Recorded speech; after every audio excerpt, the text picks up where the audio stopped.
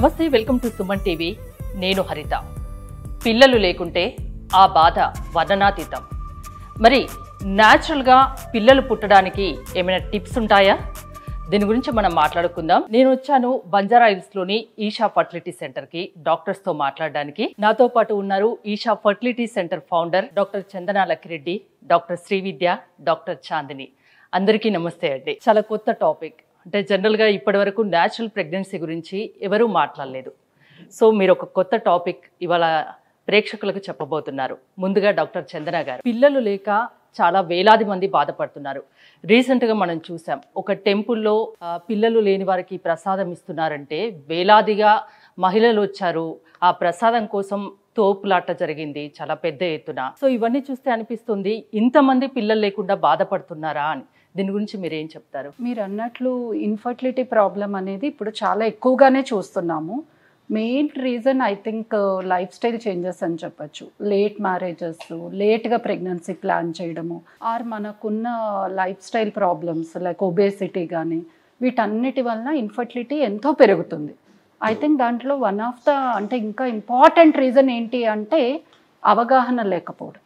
అంటే ఏ ఏజ్లో pregnancy plan చేస్తే త్వరగా అయిపోతుంది, లేట్ చేయడం వలన వచ్చే ప్రాబ్లమ్స్ ఏంటి, ఇవన్నీ చాలామందికి తెలియదు అనమాట.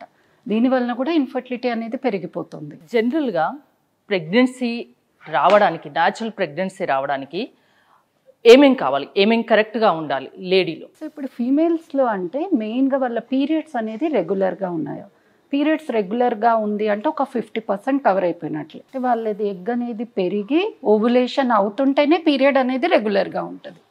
అది కాకుండా వాళ్ళ గర్భసంచి అనేది ప్రెగ్నెన్సీకి అనుకూలంగా ఉందా, అండ్ వాళ్ళకి ఈ ఓవరీస్కి యూట్రస్కి మధ్యలో కనెక్షన్ ఫెలోపియన్ ట్యూబ్స్ ఇవి ఓపెన్ ఉన్నాయా, బ్లాక్ ఉన్నాయా.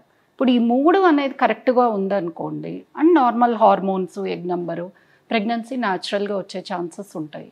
ఓకే, మీరేం చెప్తారు డాక్టర్ శ్రీవిద్య గారు? వీటితో పాటు ఇంకొకటి ఏంటంటే మేల్స్లో స్పర్మ్ కౌంట్ ఒకటి చూసుకోవాలి. అది కూడా నార్మల్గా ఉంది అని అనుకుంటే, వాళ్ళ ఏజ్ కూడా 30 సంవత్సరాల లోపు ఉండి ఇవన్నీ బాగున్నాయి, థైరాయిడ్, షుగర్స్ ఇవన్నీ మేడం చెప్పినట్టు హార్మోన్స్ అన్నీ నార్మల్గా ఉన్నాయి అంటే న్యాచురల్గా వచ్చే ఛాన్సెస్ బాగానే ఉంటుంది. వాళ్ళు ఒక వన్ ఇయర్ పాటు వాళ్ళు ట్రై చేసి చూడొచ్చు న్యాచురల్గా కూడా. డాక్టర్ చాందిని గారు, అంటే చాలామందికి దీనిపైన అవగాహన ఉండదు. భార్యాభర్తలు ఏ టైంలో కలిస్తే పిల్లలు పుడతారు అనేది మీరేం చెప్తారు? మీరు కరెక్ట్గా అడిగారు, ఎందుకంటే అది కూడా చాలా ఇంపార్టెంట్. మేడం వాళ్ళు చెప్పిన పారామీటర్స్ అన్నీ కరెక్ట్గా ఉన్నా కూడా వాళ్ళు సరైన టైంలో కలిసినప్పుడే న్యాచురల్గా ప్రెగ్నెన్సీ వచ్చే ఛాన్సెస్ ఎక్కువ ఉంటాయి. సో ఆ టైం అనేది యూజువలీ ఎగ్ రిలీజ్ అవుతున్న టైం, ఓవ్యులేషన్ టైం అంటాము. అది సాధారణంగా నెల మధ్యలో ఉంటుంది. అంటే ఆడవాళ్ళకి 30 రోజుల్లో పీరియడ్స్ వస్తున్నాయి అంటే 15వ రోజు యూజువలీ ఆ ఎగ్ రిలీజ్ అవుతుంది. సో వాళ్ళు ఒక 12వ రోజు నుంచి ఒక 17వ రోజు వరకు కలుస్తూ ఉంటే వాళ్ళకి ప్రెగ్నెన్సీ న్యాచురల్గా వచ్చే ఛాన్స్ ఎక్కువ ఉంటుంది. డాక్టర్ చందన గారు, ఎన్ని రోజులు కలవాలి అంటే దాని గురించి క్లియర్గా ఇంకేమైనా చెప్తారా? క్వశ్చన్ అడిగారు. చాలా మంది మమ్మల్ని అంటే రోజుకు 2 సార్లు కలవాలా, నెలంతా కలవాలా, 10 రోజులు కంటిన్యూస్గా కలవాలా, అంత అవసరం లేదు. ఇప్పుడు డాక్టర్ చాందిని చెప్పినట్లు అండం అనేది విడుదల అయిన రోజు, దాని తర్వాత రోజు, ఈ రెండే మనకు ఇంపార్టెంట్. ఎందుకంటే అండము మనకు బాడీలో 24 అవర్సే ఉంటుంది. సో వీళ్ళు అందాజుగా ఆ టైంలో ఒక 2 సార్లు 3 సార్లు కలిస్తే ఆ నెలకి మనము ప్రెగ్నెన్సీకి మ్యాక్సిమం ట్రై చేసినట్లే. డాక్టర్ శ్రీవిద్య గారు, అంటే కొందరికి 20 డేస్కు పీరియడ్స్ వస్తాయి, కొందరికి 25, కొందరికి 2 months 3 months కూడా పడుతుంది. అలాంటి వాళ్ళు పిల్లలు కలగాలంటే ఎప్పుడు కలవాలి? అదేంటంటే ఫస్ట్ వాళ్ళు అబ్జర్వ్ చేసుకోవాలి వాళ్ళ బాడీ నేచర్ ఏంటి. ఒక 3 months ఇప్పుడు ఈవెన్ దో అవి కొంచెం లాంగ్ పీరియడ్స్ అయినా, వాళ్ళకి 35 days 40 days పీరియడ్ అయినా వాళ్ళకి రెగ్యులర్గా అప్పుడే వస్తుంది అనుకుంటే లాస్ట్ 14 days అనేది ఫిక్స్డ్ టైం అనమాట. అంటే వాళ్ళకి రెగ్యులర్గా ఇప్పుడు 35 days సైకిల్ అనుకోండి, వాళ్ళకి ఎప్పుడు వస్తుంది, లాస్ట్ 3 monthsలో అలా వస్తే ఆ లాస్ట్ 14 days ఫిక్స్డ్. అంటే 14 days కన్నా ముందు వాళ్ళకి యూజువల్గా ఎగ్ రిలీజ్ అవుతుంది. సో అప్పుడు ఏంటంటే ఆ 14 daysకి ముందు ఒక 3 నుంచి 4 రోజులు, తర్వాత ఒక 3 నుంచి 4 రోజులు వాళ్ళు కలిస్తే ప్రెగ్నెన్సీ వచ్చే ఛాన్స్ బాగుంటుంది. అలా కాకుండా వాళ్ళకి చాలా ఇర్రెగ్యులర్ పీరియడ్స్ ఉన్నాయి, ఒకసారి 2 నెలలకు ఒకసారి 3 నెలలకు ఒకసారి వస్తుందంటే వాళ్ళు ఒకసారి డాక్టర్ని సంప్రదించడం బెటర్. వాళ్ళకి ఏమన్నా అదర్ ప్రాబ్లమ్స్ ఉన్నాయా, ఎగ్ ఎప్పుడు రిలీజ్ అవుతుంది అనేది మేము ట్రాక్ చేసి వాళ్ళకి చెప్పడానికి ఉంటుంది. అవసరమైతే మెడికేషన్స్ పెడతాం. ఇంకోటి డాక్టర్ చాందిని గారు, పీసీఓడి చాలా కామన్గా లేడీస్లో మనం చూస్తున్న ప్రాబ్లం. పీసీఓడి ప్రాబ్లం ఉంటే పిల్లలు పుట్టే అవకాశం తక్కువగా ఉంటుందా? పీసీఓడి గురించి కూడా ఒక పెద్ద అపోహ ఉంది. పీసీఓడి ఉంటే పిల్లలు పుట్టరు అనుకుంటారు. పీసీఓడికి కొన్ని ప్రాబ్లమ్స్ ఉన్నాయి. సో దాని మూలంగా పిల్లలు పుట్టే ఛాన్స్ తక్కువ ఉంటుంది, కానీ అసలు పుట్టరు అని ఏం లేదు. సో మోస్ట్ కామన్ రీజన్ పీసీఓడిలో ఎందుకు ఛాన్సెస్ తక్కువ అంటే న్యాచురల్గా రావడానికి ప్రెగ్నెన్సీ పీరియడ్ సరిగ్గా రావు. సో మీరు ఇప్పుడు ఇందాక అడిగారు కదా, కొంతమందికి 3 నెలలకు వస్తుంది, కొంతమంది 2 నెలలకు వస్తుంది అని. పీసీఓడి ఉన్నప్పుడు కూడా ఇలా ఎగ్ ఫామ్ అయ్యి రిలీజ్ అవటం లేట్ అవుతుంది. సో వాళ్ళకి పీరియడ్స్ కరెక్ట్గా రాదు కాబట్టి, ఏ టైంలో కలిస్తే బెస్ట్ వాళ్ళకి తెలియదు కాబట్టి ప్రెగ్నెన్సీ వచ్చే ఛాన్సెస్ లేట్ అవుతాయి. సో అలాంటప్పుడు డాక్టర్ని సంప్రదించి తగిన టెస్టులు చేయించుకుని ఫాలిక్యులర్ ట్రాకింగ్ అంటాం, ఎగ్ గ్రోత్ ట్రాక్ చేసి, లేదా ఎగ్ గ్రోత్ అవ్వట్లేదు అంటే దానికి బేసిక్ మెడిసిన్స్ ఇచ్చి మనం ఎగ్ ఫామ్ అయ్యేటట్టు చూసి రిలీజ్ అయ్యే టైంకి వాళ్ళు కలవమంటే ప్రెగ్నెన్సీ న్యాచురల్గా వచ్చే ఛాన్సెస్ కూడా ఉంటుంది. డాక్టర్ చందన గారు, ఏజ్కి ప్రెగ్నెన్సీకి సంబంధం ఉందా? చాలా ఉంది. ఏజ్ పెరిగే కొద్దీ ఫీమేల్స్లో కానీ మేల్స్లో కానీ అండాల క్వాలిటీ తగ్గిపోవడము, కణాలు కౌంట్ తగ్గిపోవడం, ఎన్నో ప్రాబ్లమ్స్ చూస్తున్నాం. అందుకని మనము గుడ్ ఓల్డ్ థియరీ ఉంది, ఏ ఏజ్లో జరగాల్సిన ముచ్చట ఆ ఏజ్లో జరగాలి. అది స్టిల్ ఇంప్లైస్ అనమాట. సో మనకి 30 years లోపల ప్రెగ్నెన్సీ ప్లాన్ చేయడం అనేది ఎంతో ఇంపార్టెంట్. దాంతో వాళ్ళకి త్వరగా న్యాచురల్గా రావచ్చు. ఇంకొకటి, బేబీ కూడా హెల్తీగా పుట్టే ఛాన్సెస్ ఉంటుంది. ఇప్పుడు దీని బేస్డే యాక్చువల్గా ఎగ్ ఫ్రీజింగ్ అని ఇలాంటివన్నీ వస్తున్నాయి. అంటే ఎవరైతే 30 years లోపల వాళ్ళు ప్రెగ్నెన్సీ ప్లాన్ చేసుకోలేరో వాళ్ళు వచ్చి మా ఎగ్ బ్యాంక్లో వాళ్ళ ఎగ్స్ని నిల్వ చేసుకుంటున్నారు. సో దట్ ఫ్యూచర్లో వాళ్ళు 30 క్రాస్ అయ్యాక ప్రెగ్నెన్సీకి ప్రయత్నించినప్పుడు ఈ ఎగ్స్తో కానీ వాళ్ళు ప్రయత్నిస్తే బేబీస్ హెల్తీగా పుట్టే ఛాన్సెస్ ఉంటాయని. ఓకే, అంటే తర్వాత ప్లాన్ చేసుకున్నా కూడా ఇది ఒక ఫెసిలిటీ ఉంది. ఇదొకటి. ఈ మధ్య దీని గురించి కూడా అవగాహన చాలా ఎక్కువగా ఉంది. కొన్ని కంపెనీస్ కూడా యాక్చువల్గా వాళ్ళ ఫీమేల్ ఎంప్లాయీస్కి దాన్ని స్పాన్సర్ చేస్తున్నారు. సో ఎగ్ ఫ్రీజింగ్ అంటాం, అది సోషల్ రీజన్స్కి. ఇంతకుముందు అది క్యాన్సర్ పేషెంట్స్కి వాడేవాళ్ళం. ఈ మధ్య ఇలా ప్రెగ్నెన్సీ డిలే చేసుకోవాలన్నా కూడా వాళ్ళు ఎగ్ ఫ్రీజింగ్ అనేది చేసుకోవచ్చు. అంటే ఎన్నాళ్ళ పాటు ఎగ్ ఫ్రీజింగ్ చేసుకోవచ్చు? 5 years, 5 to 10 years కూడా చేసుకోవచ్చు.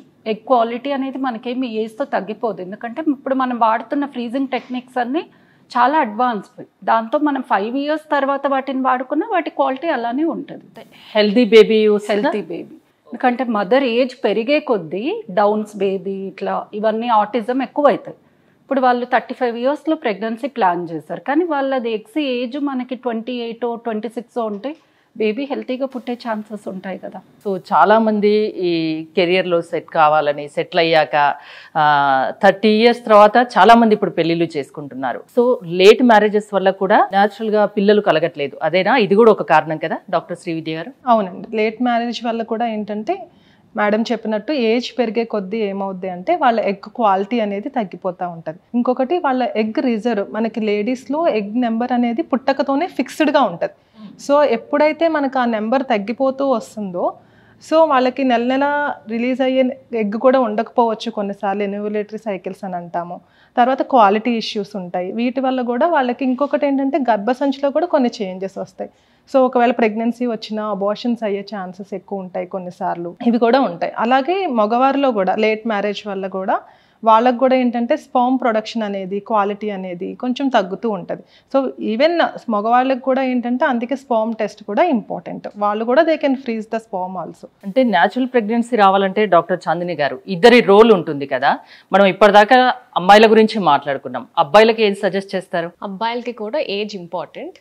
ఆడవాళ్ళలో మనం 30 అనుకుంటే మగవాళ్ళకి ఆ ఏజ్ కొంచెం 35-40 years నుంచి స్పర్మ్ ఎఫెక్ట్ అవుతుంది, కానీ వాళ్ళకు కూడా డెఫినెట్లీ ఏజ్ ఇంపాక్ట్ ఉంటుంది. మగవాళ్ళ ఏజ్ పెరిగే కొద్దీ స్పర్మ్ క్వాలిటీ అండ్ నంబర్ తగ్గుద్ది.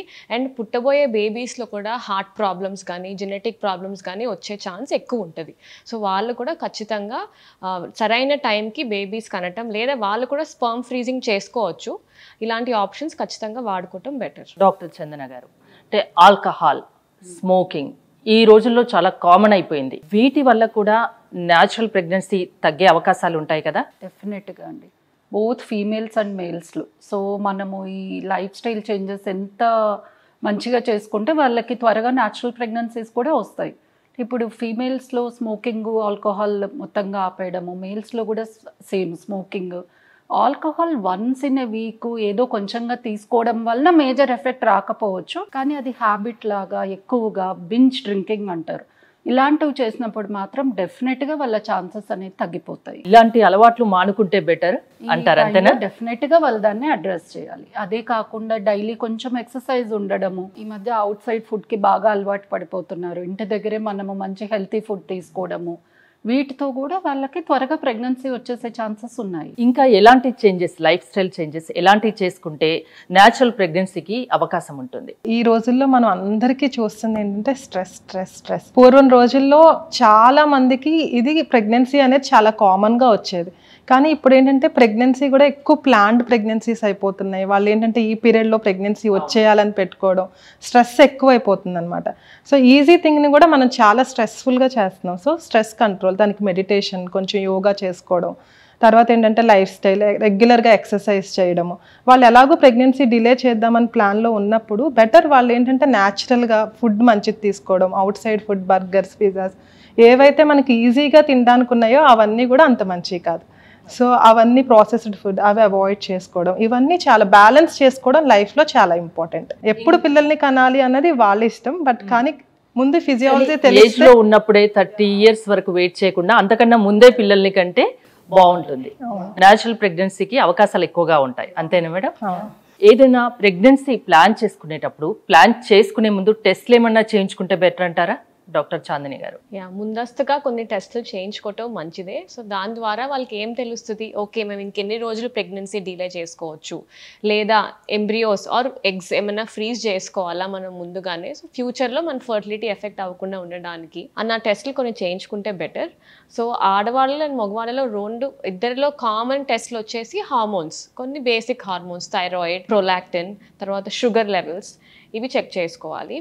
దెన్ స్పెసిఫిక్ టెస్ట్లు వచ్చేసరికి ఆడవాళ్ళలో ఒక బేసిక్ అల్ట్రాసౌండ్ స్కాన్, దాంట్లో మనకి గర్భసంచి ఎలా ఉంది, ప్లస్ ఎగ్ నంబర్, రిజర్వ్ అని మాట్లాడుకుంటున్నాం కదా మనం, ఎగ్ నంబర్ ఎలా ఉంది తెలుస్తుంది. ఇంకో బ్లడ్ టెస్ట్ కూడా ఒకటి మనం చేయించుకుంటే మంచిది, అది AMH అంటాము. దాని ద్వారా కూడా మనకి అండాల నిలువ ఎంత ఉంది అని తెలుస్తుంది.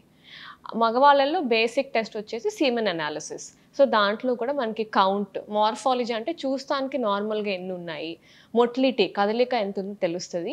ఇవన్నిట్లో కూడా ఏమన్నా అబ్నార్మాలిటీస్ ఉన్నాయి అండ్ వాళ్ళు స్టిల్ న్యాచురల్గానే ట్రై చేద్దాం అనుకుంటున్నారు అంటే డాక్టర్ని సంప్రదించాక దానికి కావాల్సిన న్యాచురల్గా కొన్ని వైటమిన్ సప్లిమెంట్స్ అలాంటివి తీసుకోవచ్చు. తర్వాత ఏమన్నా ఫ్యూచర్ ప్లానింగ్కి ముందస్తుగానే ఎగ్స్ ఫ్రీజింగ్ కానీ ఎంబ్రియో ఫ్రీజింగ్ కానీ ఏమన్నా ఆలోచించుకుంటాం బెటర్. డాక్టర్ చందన గారు, న్యాచురల్ ప్రెగ్నెన్సీకి ఇంకా ఏమైనా టిప్స్ చెప్తారా? యాజ్ ఏ సీనియర్ గైనకాలజిస్ట్ డాక్టర్గా, IVF ఫర్టిలిటీ సెంటర్ ఎక్స్పర్ట్గా. ఐ థింక్ ఇప్పుడు మనము అందరూ అనుకున్నట్లు అది ఒక కన్సాలిడేట్ చేస్తే కరెక్ట్ ఏజ్లో ప్లాన్ చేయడము, లైఫ్ స్టైల్ చేంజెస్ చేసుకోవడము, తర్వాత వాళ్ళు మెడికల్గా బేసిక్ టెస్ట్లు చేయించుకొని వేర్ దే స్టాండ్ అనేది తెలుసుకోవడము, దాని తర్వాత ప్రాబ్లం బట్టి డాక్టర్ చెప్పినట్టుగా ఎన్ని నెలలు ట్రై చేయొచ్చు, ఎప్పుడు మెడికల్ సపోర్ట్ తీసుకోవాలి అనేది ప్లాన్ చేస్తే ఐ థింక్ ఎవరికైనా ఈజీగా వచ్చేస్తుంది. ప్రెగ్నెన్సీ ప్లాన్ చేసుకున్నప్పుడు ఈ ఆల్కహాల్, స్మోకింగ్ లాంటివి అంటే న్యాచురల్గా కొందరికి అలవాటు ఉంటుంది, ఆ టైంలో తీసుకోవడం వల్ల పిల్లల మీద ఏమైనా ఎఫెక్ట్ పడుతుందా? ఖచ్చితంగా స్మోకింగ్ వీటి వల్ల ఆ ప్రెగ్నెన్సీ టైంలో వాళ్ళు స్మోకింగ్ అలా చేస్తే లేడీస్లో మెయిన్గా వాళ్ళకి హైపర్ టెన్షన్, బీపీ వచ్చే ఛాన్స్ ఉంటుంది. పుట్టే పిల్లలు తక్కువ వెయిట్తో పుట్టచ్చు. అండ్ ప్రీటర్మ్ డెలివరీస్ అంటాం, అంటే తొందరగానే డెలివరీ అయ్యేది. అండ్ వీటికన్నా ముందు వాళ్ళకి అబార్షన్స్ అయిపోయే ఛాన్స్ ఉంటుంది. ఇవన్నీ ఉంటాయి. ఆల్కహాల్ వల్ల కూడా ఏంటంటే పుట్టే పిల్లల్లో కొన్ని రకాలైన అనామలీస్ రావడము ఇవన్నీ ఉంటుంది. ప్రెగ్నెన్సీ టైంలో అవి మానేయడం ఎంతగానో మంచిది. డాక్టర్ చాందిని గారు, అంటే ప్రెగ్నెన్సీ ప్లాన్ చేసుకున్నప్పుడు ఎలాంటి బ్యాడ్ హ్యాబిట్స్ ఉండకూడదు అంటారు? ఇవి బ్యాడ్ హ్యాబిట్సే కదా, ఆల్కహాల్ కానీ స్మోకింగ్ కానీ ఇలాంటివి. అలాంటివి లేకుండా ప్లాన్ చేసుకుంటే మంచి హెల్తీ బేబీస్ వచ్చే అవకాశం ఉంటుంది కదా. డాక్టర్ శ్రీవిద్య చెప్పారు కదా, ప్రెగ్నెన్సీ డిలే చేసుకుందాం అనుకుంటున్నా కూడా ఎలాగో టైం ఉంది కాబట్టి ఆ టైంలో ఇలాంటి హ్యాబిట్స్ని అడ్రస్ చేసి దాన్ని వాళ్ళు ఓవర్కమ్ చేసుకోగలిగినా లేదా మినిమంకి తీసుకొచ్చినా బెటర్. అలాంటిది ఒక 3 to 6 months వాళ్ళు ఖచ్చితంగా లైఫ్ స్టైల్ చేంజెస్ చేసుకుంటే మేబీ న్యాచురల్గా ప్రెగ్నెన్సీ పెరిగే ఛాన్సెస్ ఎక్కువ ఉంటుంది. ఫైనల్గా డాక్టర్ చందన గారు, ఎలాంటి టైంలో మ్యారేజ్ అయిన ఎన్నాళ్లకు న్యాచురల్గా ట్రై చేసినా పిల్లలు కలగకుంటే మీలాంటి డాక్టర్ని సంప్రదించాలి? ఐ థింక్ ఇది వాళ్ళ ఏజ్ బట్టి ఉంటుంది, వాళ్ళ పీరియడ్స్ ఎంత రెగ్యులర్ ఉన్నాయి దాన్ని బట్టి ఉంటుంది. ఇప్పుడు age less than 30 years periods రెగ్యులర్గా ఉన్నాయంటే 1 ఇయర్ వరకు న్యాచురల్గా ఏ మెడికల్ సపోర్ట్ లేకుండా ట్రై చేయొచ్చు. అప్పటికి కాకుంటే ఫర్టిలిటీ స్పెషలిస్ట్. కానీ ఫీమేల్ ఏజ్ 30 ఇయర్స్ క్రాస్ అయింది ఆర్ తనకి ఇర్రెగ్యులర్ పీరియడ్స్ ఉన్నాయి, ఇలాంటప్పుడు ప్రాబ్లీ ఒక 6 monthsలోనే బేసిక్ టెస్ట్లు చేయించుకొని ఏమైనా ప్రాబ్లం ఉందా, న్యాచురల్గా ఇంకా ట్రై చేయొచ్చా అన్నది తెలుసుకుంటే బెస్ట్ ఉంటుంది. అంటే కొందరు సెలబ్రిటీల గురించి చెప్తూ ఉంటారు, 40 years తర్వాత వాళ్ళు పిల్లల్ని కన్నారు, డాక్టర్లు ఏంటి 30 years లోపే ప్లాన్ చేసుకోమంటున్నారు, అలాంటి వాళ్ళకి ఏం చెప్తారు? అంటే ఇప్పుడు 40 ఇయర్స్ తర్వాత అస్సలు కారు అని చెప్పము, ఛాన్సెస్ తగ్గుతాయి, హెల్తీ బేబీస్ పుట్టే ఛాన్సెస్ తగ్గుతాయి. సో అలాంటప్పుడు మనము ప్రాబ్లం తెచ్చుకొని దాన్ని అడ్రస్ చేయడం కన్నా ముందు జాగ్రత్తకే అర్లీగానే ప్లాన్ చేసుకోవడము, వీలు కానప్పుడు ఇంకా ఎగ్ ఫ్రీజింగ్ చేసుకోవడం. అందరి హెల్త్ ఒకే విధంగా ఉండదు, ఒకరితో కంపేర్ చేసుకోవడానికి, అంతేనా? కరెక్ట్. కాబట్టి అసెస్మెంట్ అనేది ఇంపార్టెంట్. ఈ మధ్య ఫర్టిలిటీ అసెస్మెంట్ అనేది ఇప్పుడు మనం జనరల్ హెల్త్ చెకప్ ఎలా చేస్తున్నామో అలా ఫర్టిలిటీ హెల్త్ చెకప్ ప్యాకేజెస్ ఉన్నాయి. దాంట్లో అసలు హస్బెండ్ కానీ వైఫ్ కానీ అన్నీ కరెక్ట్గా ఉన్నాయా, హ్యాపీగా 1 year మనము ఈ హాస్పిటల్ చూడకుండా ట్రై చేయొచ్చా అనేది కూడా వాళ్ళకి మనం అడ్వైస్ ఇవ్వచ్చు. న్యాచురల్ ప్రెగ్నెన్సీ రావడానికి చాలా అవకాశాలు ఉన్నాయి. హెల్తీగా ఉండాలి, మంచి ఎక్సర్సైజ్ చేస్తూ ఉండాలి, ఇప్పటికీ మంచి ఫుడ్ తింటూ ఉండాలి, బ్యాడ్ హ్యాబిట్స్, ఆల్కహాల్, స్మోకింగ్ మానేయాలి, ఇలాంటివన్నీ చేసుకోండి. అప్పుడు న్యాచురల్ ప్రెగ్నెన్సీ రాకుంటే IVF సెంటర్కి రండి అంటున్నారు, అంతేనా? థ్యాంక్ యూ డాక్టర్ చందన గారు, థ్యాంక్ యూ డాక్టర్ శ్రీవిద్య గారు, థ్యాంక్ యూ డాక్టర్ చాందిని గారు. మీరు ఈషా ఫర్టిలిటీ సెంటర్ని కన్సల్ట్ అవ్వాలనుకుంటే స్క్రీన్ పైన స్క్రోల్ అవుతున్న నెంబర్స్కి కాల్ చేసి కాంటాక్ట్ అవ్వచ్చు. చూస్తూనే ఉండండి సుమన్ టీవీ.